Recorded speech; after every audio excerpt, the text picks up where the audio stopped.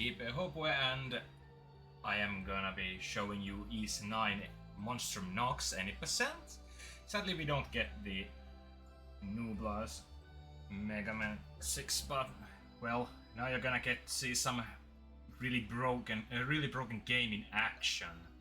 East series is Falcom's one of the flagship series, and it's an action RPG with a little bit of a different style of gameplay per game, and this is the second newest title for the series. Newest East 10 came out in Japan and Asia, I think, like last year, and it's coming over the rest of the world this year's autumn or something. So you're seeing a fairly new game of the series today. But yeah, any percent, so we're gonna be playing on the easiest difficulty. It's gonna be also, all the glitches and stuff are allowed, and do I tell you, we ain't gonna be playing this game normally for more than a couple of minutes. But yeah, let's just get started, see how it goes. And this doesn't actually start on the difficulty selection, if I remember correctly. This game actually allows you to transform some stuff from previous game, East 8, Lacrimosa of Dana, and an older title, East Memories of Celcida. Or it allows you to get some extra stuff if you have save games on those games. So we can use those, obviously. Or, well, I don't know if it's obviously, but obviously. Anyway. Save data found, acquire bonus items, we're gonna say no, and then the timer starts. 3, 2, 1, let's roll. And we take control of the East protagonist, or the main protagonist of the series at all, the red-haired swordsman, and surprise, surprise, our trip to this game doesn't start very well. We're already prisoned, and we have to escape this thing. And you're already seeing the basic movement of the game, which is rolling. We are gonna be doing a little bit modified version of this once we get a weapon. But it's faster than just running, so obviously we'll take advantage of that. But we're gonna get a sword almost immediately, and we're gonna equip it. We're gonna get a little bit of tutorial how to equip things. Oh. And we equipped it. And we can now do something called an attack roll cancel. Up, where we do an attack, we stop it with a roll, and then we attack again. This way we get a lot more momentum than just rolling or running. It's the fastest way of moving forward. Pretty much. We get a cutscene where we get shot and we get turned into a super adult, and what this means is that we turn into something called a monstrum form. All the playable characters have their monstrum forms, and they are pretty much the versions we're gonna be using when we're doing any fighting. All the monstrums have a different special ability, and adults is this grapple type of thing. You can grapple into certain marked positions or places, and just pretty much teleporting there instantly. Okay, we're gonna have a fight with this froggy friend. And one mechanic of these newer East titles is a flashcard, which we want to get here. You have to kind of block the attack the enemy does just before you're getting hit. What it does is it gives you a little bit of extra damage and makes you immune for a little bit for any incoming damage. And we also have these skills we are spamming here. Those use MP, and MP or SP. SP is gained by hitting enemies or using flash moves and flash cards. Flash moves we cover a little bit later. They ain't that useful for the run, so no point in explaining it now. But we killed Frog, we escaped the jail. So 10 days prior, what did we do? We went to talk to this guy and we got to prison. Story over. Back to the current state of things. Oh no, actually not. We're trying to escape here. So you have to skip these cutscenes very carefully, because if you do something during a cutscene, like if you have a prompt, you have to watch the prompt and answer the prompt, and then skip the cutscene. If you don't do it, you actually just always automatically pick the worst option for the prompt. Like, do you want to do X? You will always pick no. And of course we are always wanting to do stuff like there. We put the fork under the pillow. If we skip the cutscene too early, we will never put it under the pillow, and the game won't continue before we do it. Oh yeah, like here. I skipped it too early. I have to say, I want to hide here, and then skip the cutscene. So yeah, we skipped some cutscenes. We escaped the prison with a fork, and now we have a perfect disguise. We have a black mop on our head, and no one will recognize us at all. Easy. And as we're in town, we're pretty much just forced to do some basic stuff. Tutorials on how this game's... one of this game's mechanics, like a previous title, Is 8 had raids. And this game also had to have raids because it was already there. So the way they implemented raids here is that we get teleported into this weird area where there are these spawn points that spawn enemies. And these aren't random, these spawn always the same amount and same enemies in the same order. So there's only just, you have to just memorize what each of these points do and when they do it. But yeah, we're basically just killing everything, and when you have killed enough enemies, the spawn points gets destroyed. And once all the spawn points get destroyed, you have cleared a wave. And waves are like rounds, so you have to clear all the rounds to get to a boss round, and once you beat the boss you can continue your merry way. This raid has only 2 waves, so it's very short, and this is the only raid we're gonna do. Thankfully. And here we actually, this game is based on, is a more recent East title, so it has the party system. We will have more companions as we play through the game, and we could like have 3 at the same time. And these are the monstrums here. You're gonna be seeing some of them, you're not gonna be seeing all of them. And the boss, I don't want you to go to that. Thank you. I want to flash move you a lot, and I don't want you to go for the crystal. And also the way to lose in this is if you die, or if that crystal there behind the doggo gets destroyed. But, it's not gonna get destroyed. That's the raid. We wanna get an S rank of this because the price you get from the S rank, I think it's S rank at least, which is the highest rank. We want to get a potion that we sell later on. But that's very easy. I don't think I did even casually get like an A rank ever. I think it's always S. Hey, that's chapter 1 clear. That's also one thing to keep in mind. We're gonna be doing stuff. So... yeah, chapter 2. That's still fine.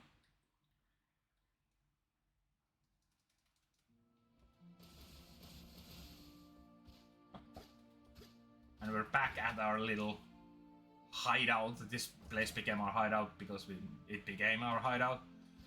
So now we're just gonna try to find a way to escape this city of Balduk. We can't.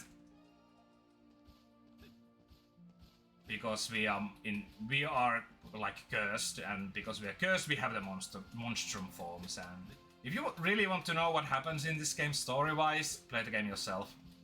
I don't remember that much, and I'm not gonna go over too much of it. And you'll see soon why.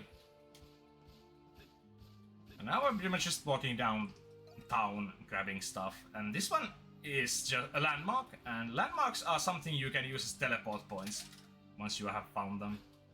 Teleporting is very important here because going around the city on foot is very slow.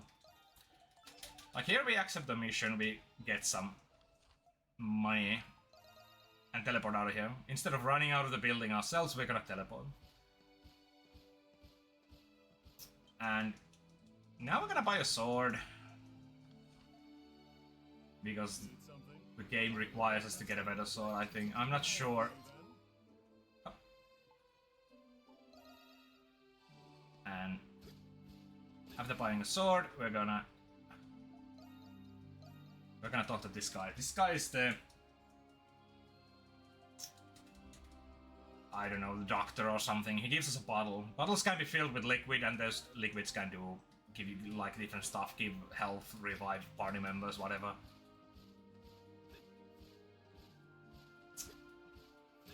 Yeah, we're still pretty much just hitting triggers to make the game progress properly.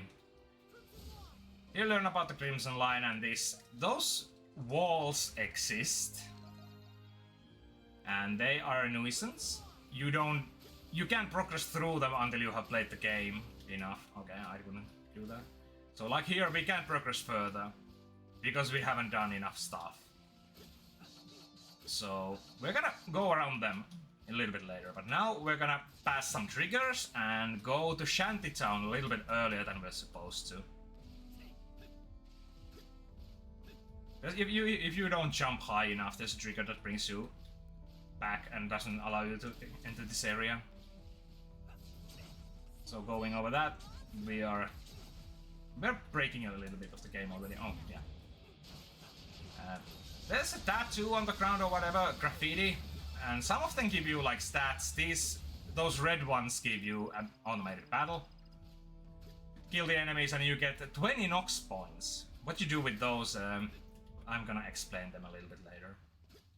Yeah, we're actually supposed to come here with 2 party members. We're gonna find our first party member before.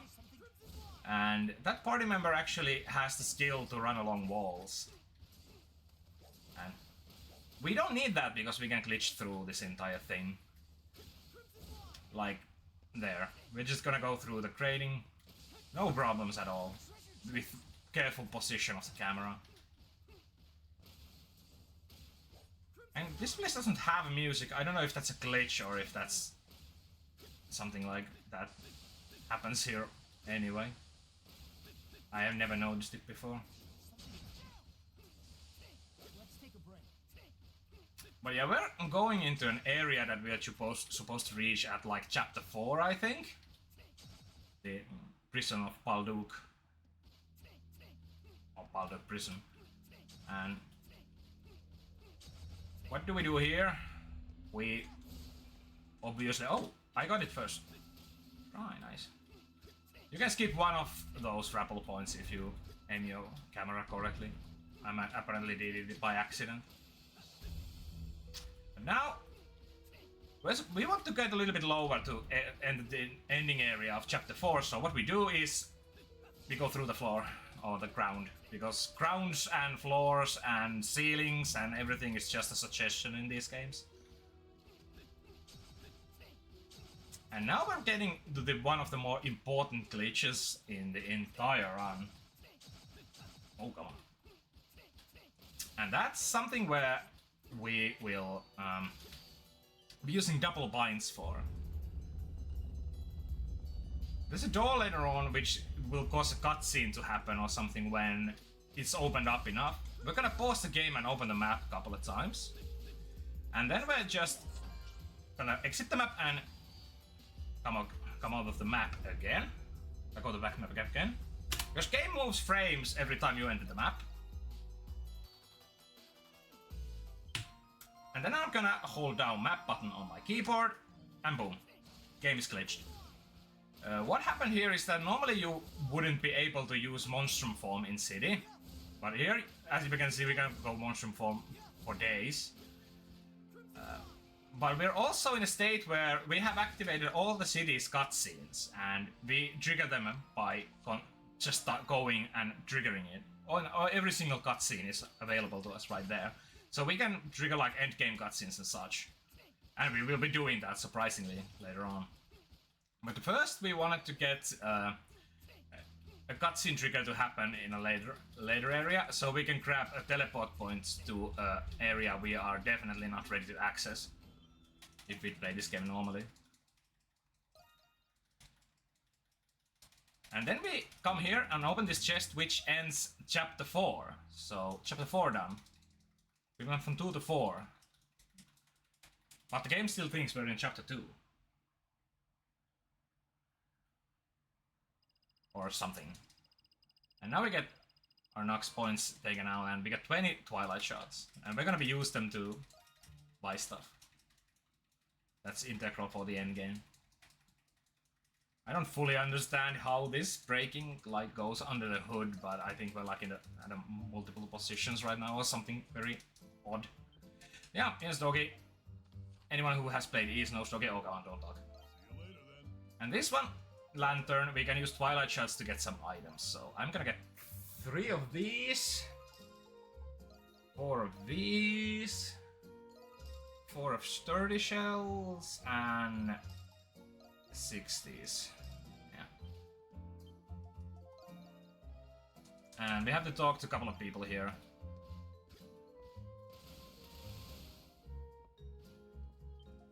We won't be seeing too much of them.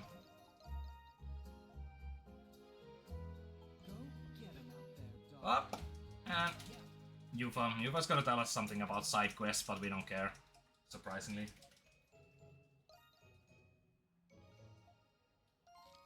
And what's fun, we're gonna be going back here to enable the trigger thingy all over again.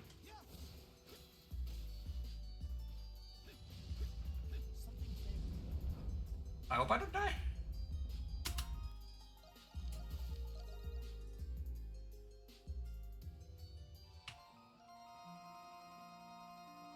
Nice, because we want to trigger the cutscene that happens inside this place. Don't talk to Doki, skip some cutscenes, and we have another party member. We have Yufa now. And we don't only have Yufa, well, we technically have and don't have, but we also get a doll.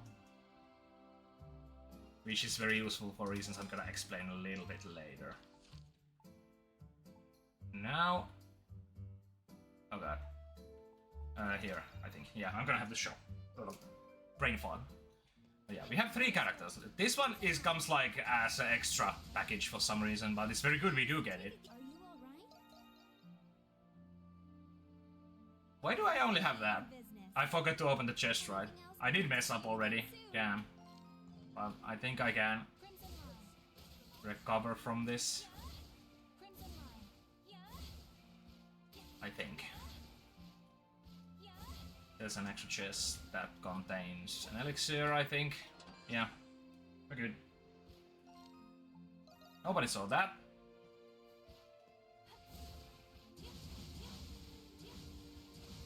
Okay, I'm gonna sell another elixir, and we're gonna be buying 21 black figs. They revive a fallen party member. And we're gonna be talking to Shady Man. He's like a black market dealer. And we have one thing we want to get, and that's violet gloves, and we're gonna be equipping them on Yufa. With the rest of our money, we're gonna be buying some cheese gratings to... What cheese gratings do is they heal a little bit, but that's not important. The important thing about cheese grating is that they give you an increased EXP rate for a little bit. Here we have a tutorial for how to use Valkyrie Hammer. That's Yufa's one of Yufa's special abilities, and once we do that, we actually have access to all of the game's monstrum's powers. So even though if we don't have the monstrum recruited or don't have them in our party, we can use their powers, which is nice. And back here, and we're about to trigger the end game. End game triggers, so.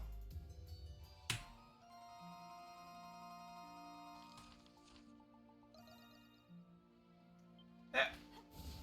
Now that the all the walls are gone, they can stop us from progressing into the final, or the area that contains the trigger that launches the end game.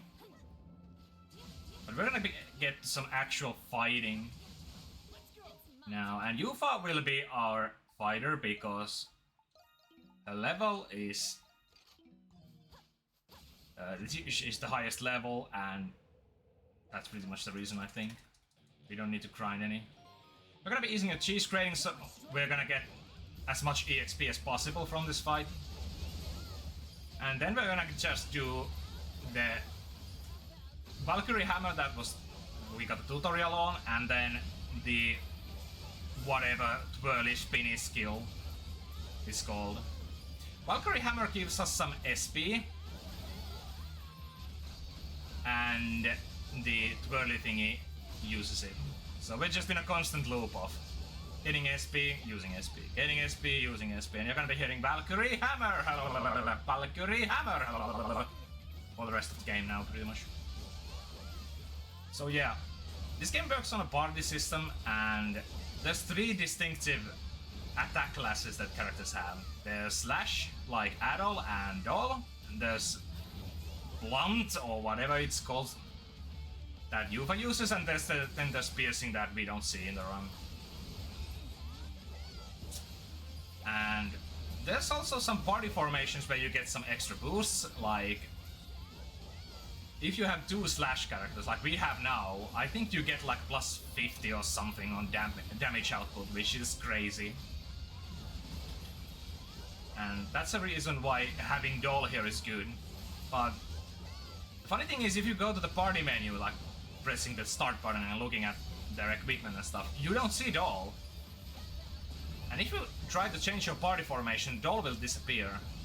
And you will lose the damage bonus. So you definitely want to be careful on the menu so you don't lose her. Where are you there?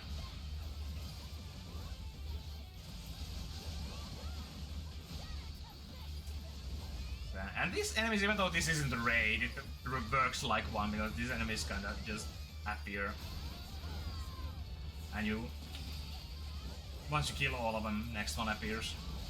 It's kind of very wavy type of thing. Oh, it's... I'm in chat, and Ghost Kumo is already fixing my mistakes. Thank you.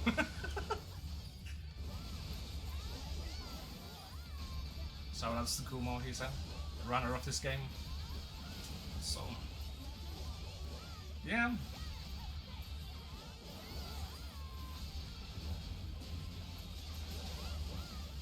There's a few of these, and okay, we're gonna try to get as much flash moves as possible, so we can get a little bit of extra boost to our damage output. But it can be difficult to know when to use one, because it's so flashy and there's a lot of stuff happening on screen all the time. So, oh come on.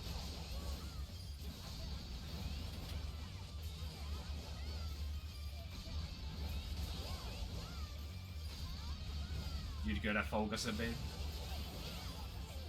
Ah, too late.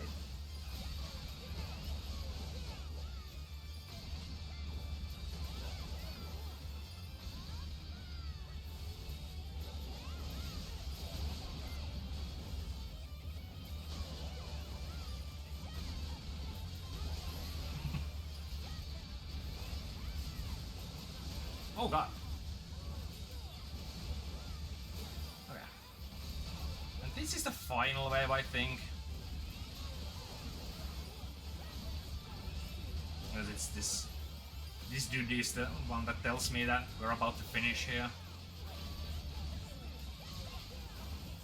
And the end game is about to begin. We're gonna get a little bit more fighting. We have to run for the castle, and we're gonna have a little bit more red scenery. And these things work almost the same, that we have 3 spots where we have to kill certain enemies. And once you've killed the certain enemies, the screen will do this little weird effect and you're free to move on. But this time around we actually have some help from our friends. During raids, or normal raids, and in this thingy here, you can get help from your friends that are not fighting. Actually, you can get even some buffs from friends who are already fighting here. Some buffs are better and some buffs are less good. I think like Doggy does instant damage with something. But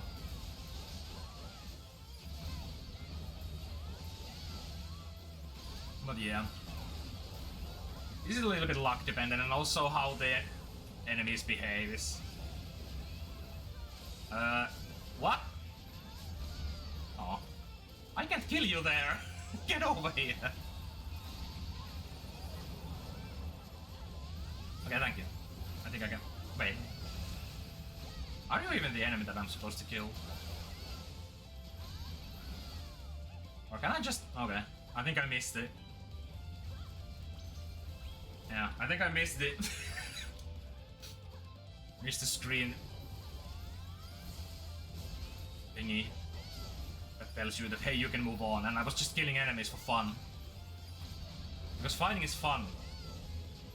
Ain't it? Yeah. Another one. Pretty much the same as the previous, but these enemies are a little less annoying. They group up a little bit better around you.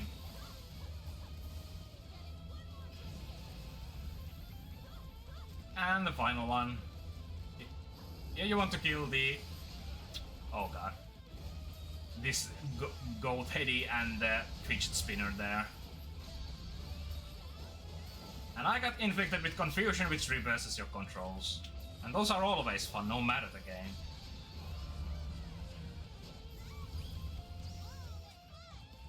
Oh. Oh yeah, flash move, actually. I didn't discuss that. If you dodge just before you're about to get hit, enemies around you get a little bit slower. I think you get a little bit of a speed boost. It's a nice thing, but it isn't as helpful as the flash card. Okay, we're done with that. And now we have entered the fortress. And we're gonna see one more thing for the speedrun, which is this hover type of deal. We have inputted some stuff, so we can have basically almost, well, not quite infinite flight. But we can fly as long as we have energy to use monstrum skills, because all the monstrum skills use this energy, which is indicated by the yellow bar below the player character, and once that runs out you can use monstrum stuff, and this glide is one of those, and that's integral for staying afloat.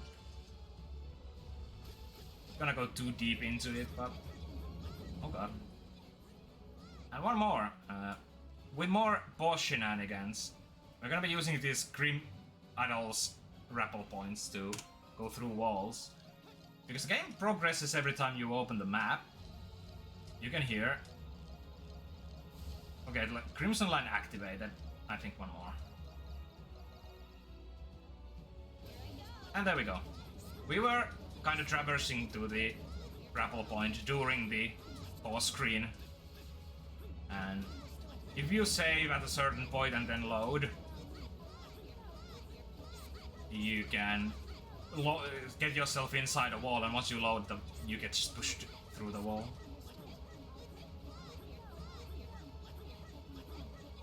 And here, the game is happening below, but we don't want to play the game, so we're hovering over it.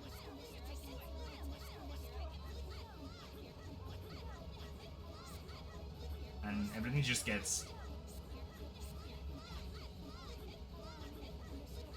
spawned as we get closer to everything. You have to have some height here, like there. I think I had enough idea. We're through. Oh god, I had the right character. Game skipped. Wonderful.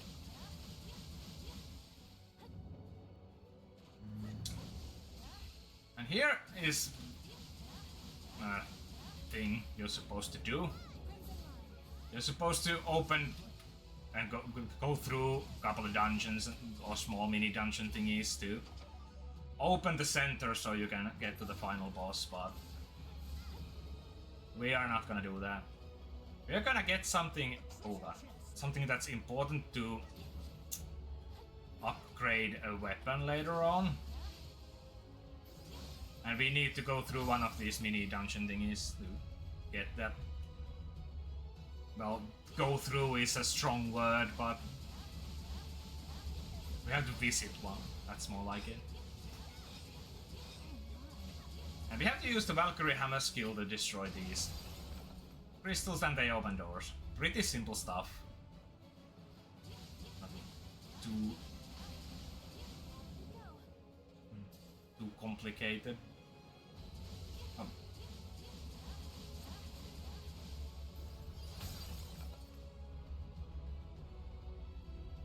There's a second door opening, we don't care, we want to go here, which is an area called something. Fool's Jail, yeah, that's what it is. And instead of going through most of the dungeon, we're gonna go here. There's a chest waiting us, we're gonna open it, and it contains mythical blueprints. These allow us to build legendary weapons for our heroes. And once more, we're gonna float in the air a bit. And there's another chest, and that has an otherworldly core, which is also a building material. We're gonna go back to our camp, and hello! We have 2 doggies, by the way. And these guys don't need a chair, they have very strong legs. But this is our blacksmith, Tito. We're gonna have to talk to them. And Tito's gonna forge us a weapon for Yufa, because Yufa will be surprisingly the killer of the run. And I'm gonna be careful with this. Grab legendary weapon. Should be fine. And now we are gonna be equipping the weapon, of course, and we're gonna be removing armor and working cape. And then head back in. Working cape works pretty much like a very basic Dark Souls object that gives you more damage when your health is lower. What am I doing? But yeah.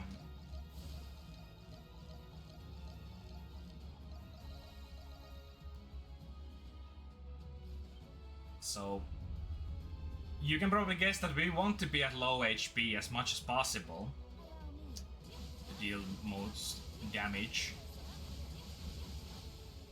And yeah, we're about to head for the final fight. It's a 2-phaser, or there might be a secret boss at the end, but I am not gonna spoil anything more.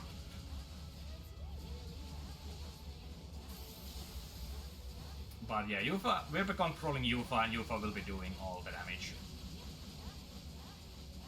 And we want to get her at low health as soon as possible so we can maximize damage output. And now, before heading in, we are giving it Tempest Elixir, which gives him 1 extra level. I'm gonna save just in case, because I might do something dumb.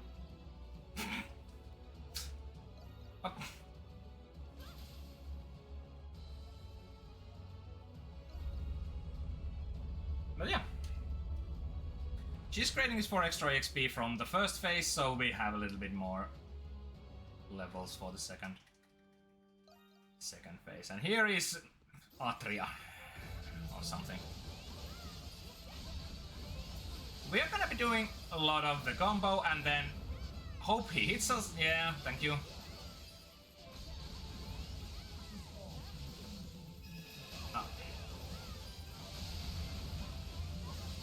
And nice, we're getting hit. And once we have gotten hit enough, we're gonna be doing a flash guard and then juggling. Okay. Thank you. So now I will probably try to get a flash guard in and start to juggle our skills a bit. Then I failed, but we have bought the black fix for this, so we can revive Yufa 20 times now. This is going well.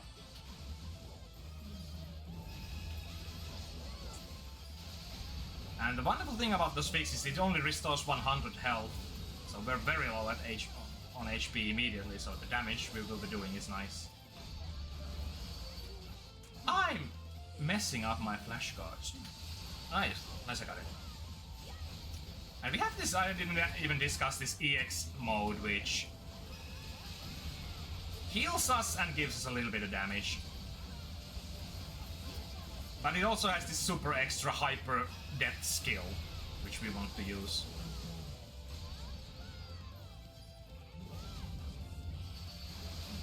Nice. So maybe we'll be juggling between the tornado spinny and this. So the flash guard won't like the flash guard damage boost won't stop until we have hit a couple of these for some reason. What you gonna do? Ah.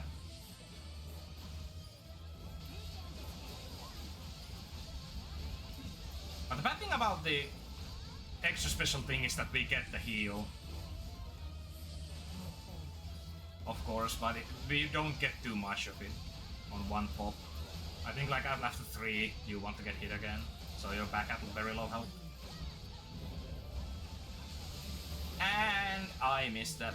Oh, you stopped it. Why?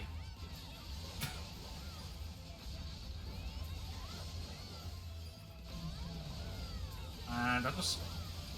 Will you do something now?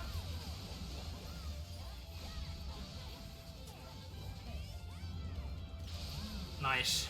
I think the fight is over pretty much. Yeah, the fight is over. Oh, that's first phase. But because we got a level up and we've defeated the boss, we got a full heal, which is kind of sad. But we're gonna have to fight this whatever metamorphosis spiritual tower of why is this a JRPG? Anima ergasta tututulum. And this thing is also divided in a couple of phases. We have the lower level and the upper level. Lower level pretty much just starts us with hitting the couple weak points and hoping this pillar will use the attack that will spawn some exploding like sticks on the ground. Because they deal like almost 2000 damage, and that's a very quick way for us to boost our damage. But I don't think this guy's playing along. Ay, ay, ay. Okay. I'm gonna have to do this a little bit differently than usually.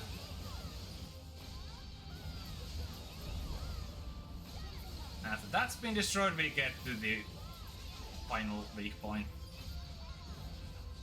Oh, come on. Okay, that's the thing.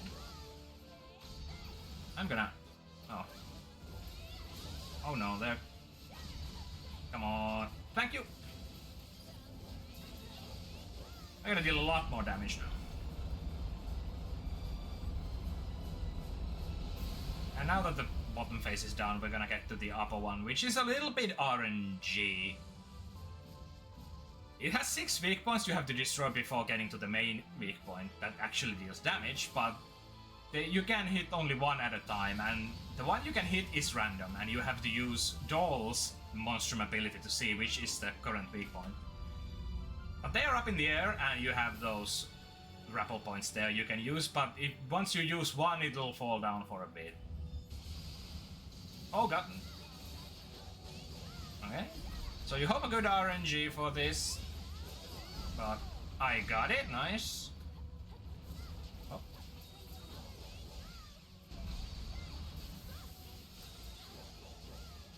So this one, and then it's gonna be this, I guess, and then finally on the other side.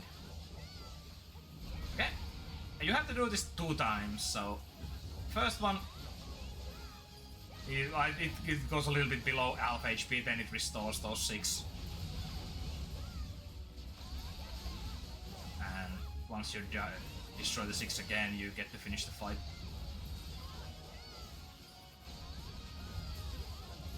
Bye-bye. I think... Wait, okay. That's the one.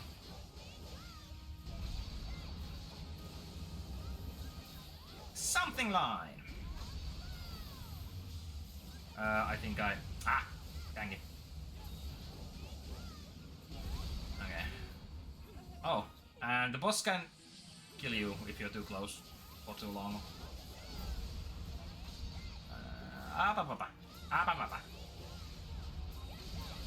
Okay, good. That was a kinda sketchy. Oh god. I am flopping crazy. Okay.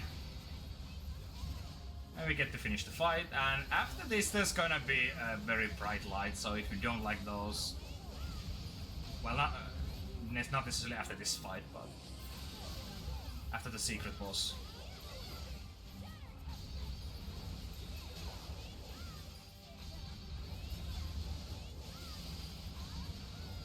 Pop. And time for the secret boss. It's an egg. You're supposed to have like a lot of past East game characters talking to you during this, but having audio or like dialogue on is a little bit slower. I don't know if it's slower for this necessarily, but for other parts like raids and stuff. There's also gonna be a lot more banter and dialogue, and those slow down the game a bit. Oh yeah, Isla is pretty much down, so definitely play E-Series if you haven't already. Don't start with this one. That's something that has to be said. There are a lot of games you can play. It doesn't matter as much if you have played the previous ones before. But this one definitely gets better once you have played the previous titles. So, yeah, they're pretty easily available, at least for the most. And yeah, we're gonna get some light soon. Turn away, I'm gonna try to minimize the brightness. Yeah. And well, hopefully we can have some fun here. Let's see. We have double doggies here still, but there's some other stuff we can possibly see. Let's see. Yeah, here we have this. Yeah.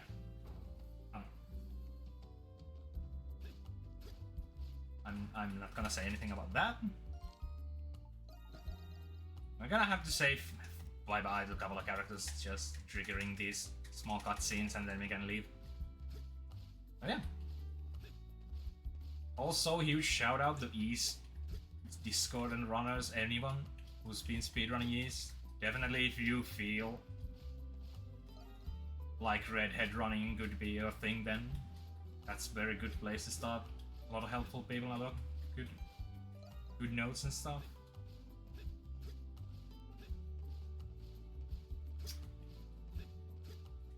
And yeah, pretty much final cutscenes. I have had this game crash here. Let's see if we get a crash now. No, we did not. And that's his time.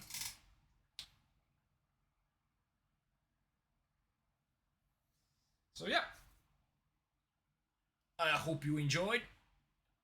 And as you will probably see from the schedule, I'll be back with Ys 2 in a few hours or so. And Mighty Number 9. This won't be the last time you'll be hearing of me. And oh yeah, of course, Purdo kaksoispiste.d tomorrow. Yeah. I think good luck for the next runners and the rest.